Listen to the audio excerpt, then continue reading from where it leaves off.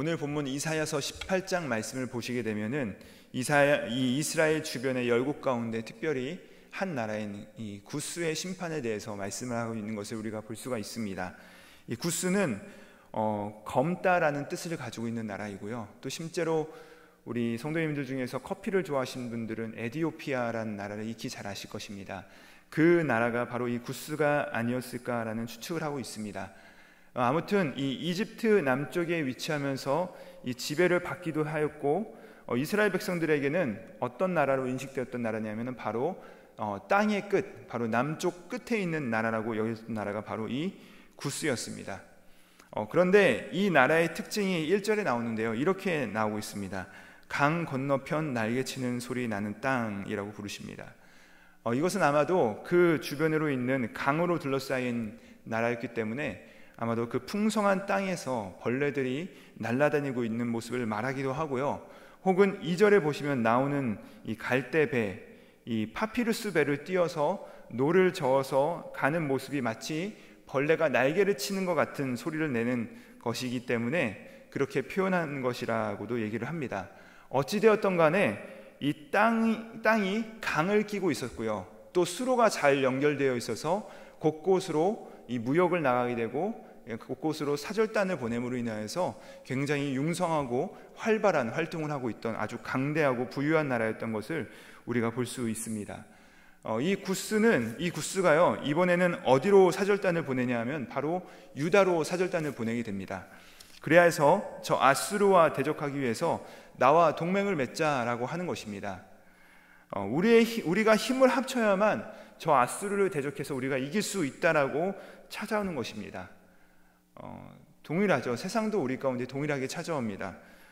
그 풍요로운 모습을 가지고서 너희가 만약에 이 세상의 모습을 따르지 않는다면, 우리와 손잡는지 않는다면 너희가 다 큰일 날 것이다, 안 될 것이다 라는 모습으로 우리 가운데 찾아온다는 것이죠.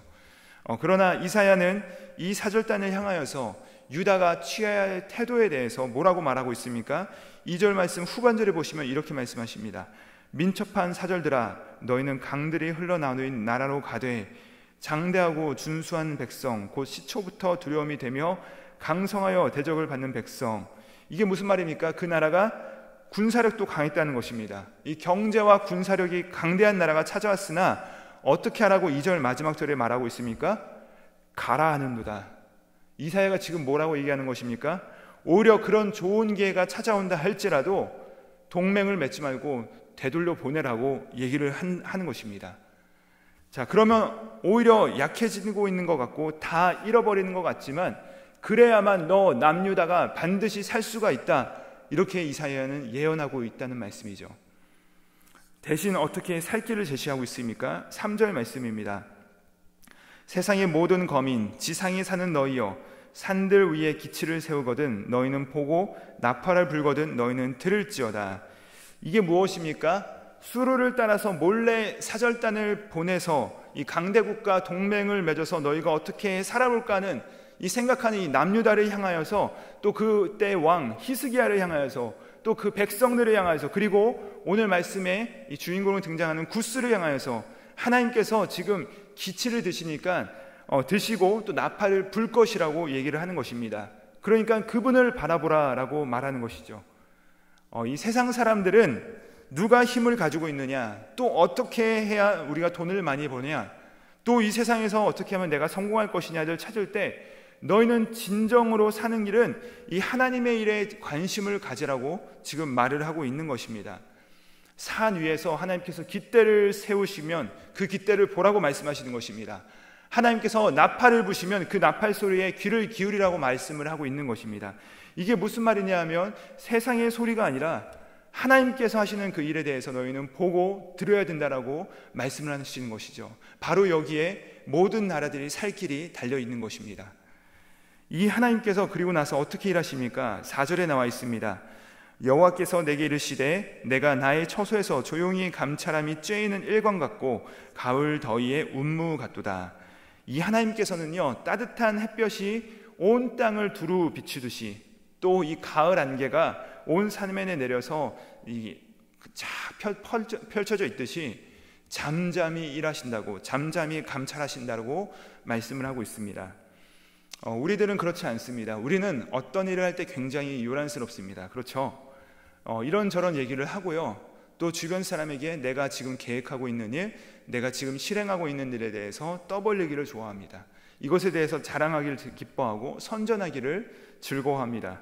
그러나 우리가 실제적으로 하는 일을 살펴보면은 우리가 말하는 것보다는 실제적으로 더 못하는 경우들이 훨씬 더 많죠. 그러나 하나님께서는 어떻게 일하신다고 말씀하십니까?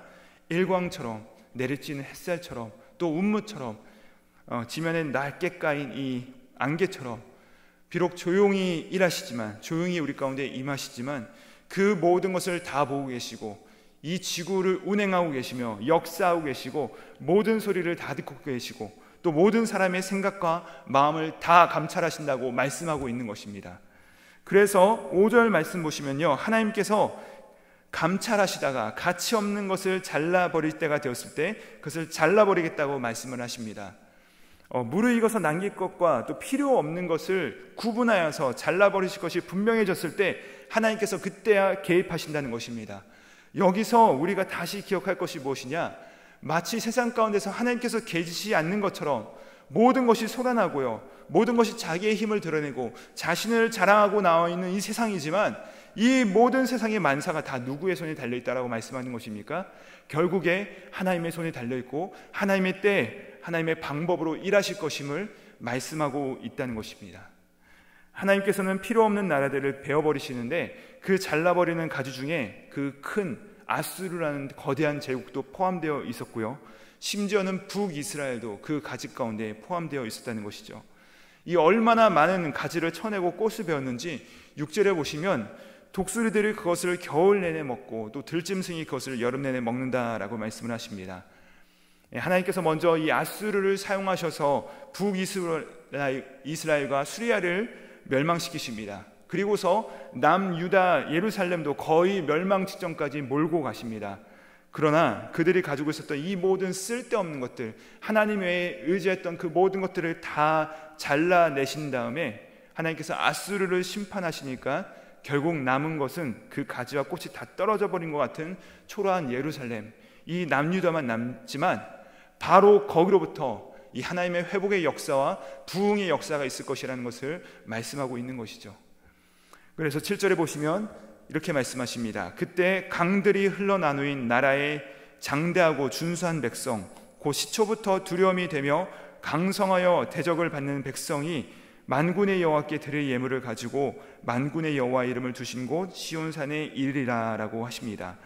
자, 그렇게 하나님께서 모든 것을 다 잘라내버리시고 거두어 가실 때 무엇이라 말씀하시죠? 역설적으로 장대하고 준수한 백성, 이 강성한 백성인 구스가 여호와께 돌아오게 될 것이다 라고 예언을 합니다. 우리는 세상으로부터 많은 가지를 내고 많은 꽃을 피워야지 거기에 성공이 있다고 생각을 하고 우리도 실제로 그 모습을 닮아가기 원하지만 하나님께서는요, 우리가 온전히 이 하나님의 말씀이 선포되는 시온으로 와서 그 말씀을 듣고 오직 하나님만을 의지하기를 원하신다는 것이죠. 말씀을 정리합니다. 오늘 이 말씀에 나오는 구스처럼 우리 삶 가운데 하나님 대신하려는 것, 저 아수를 물리치기 위해서, 제거하기 위해서 그 구스로부터 온 사신들처럼 이 세상의 가치관과 방법들이 우리 삶에 들어와 하나님을 대신하게끔 하는 것들이 너무나도 많습니다.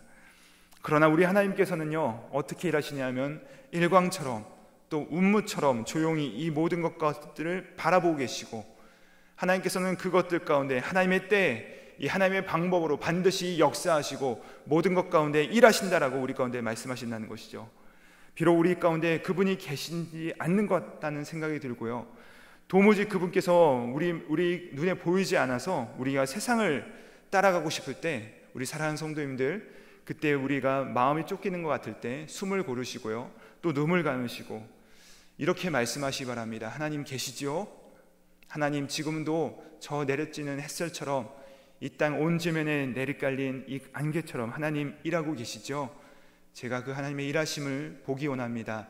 이 하나님만을 의지하기 원합니다 라고 고백하시며 기도하시며 나갈 때 이 하나님께서 우리 삶 가운데 놀랍게 역사하심을 모두가 체험하시는 은혜가 우리 모든 사랑하는 성도님들 가정마다 또 일터마다 우리의 생활마다 함께 하시기를 주님의 이름으로 축복드립니다. 기도하시겠습니다. 하나님 아버지, 감사합니다. 주님, 우리 삶에 이 장애물들이 생길 때 도움이 되어주겠다고 찾아오는 것들이 참 많습니다. 오늘 말씀에 나오는 구스처럼 강대하고 또 부유하고 정말 잘 나가는 것들이 우리 가운데 찾아와서 이렇게 따라가라고 종용하기도 합니다. 그러나 주님, 지금도 변함없이 내리쬐는 저 햇빛처럼 또 온 땅을 덮는 안개처럼 우리 하나님께서 이 모든 것들을 감찰하고 계심을 다시 기억하게 하심을 감사드립니다.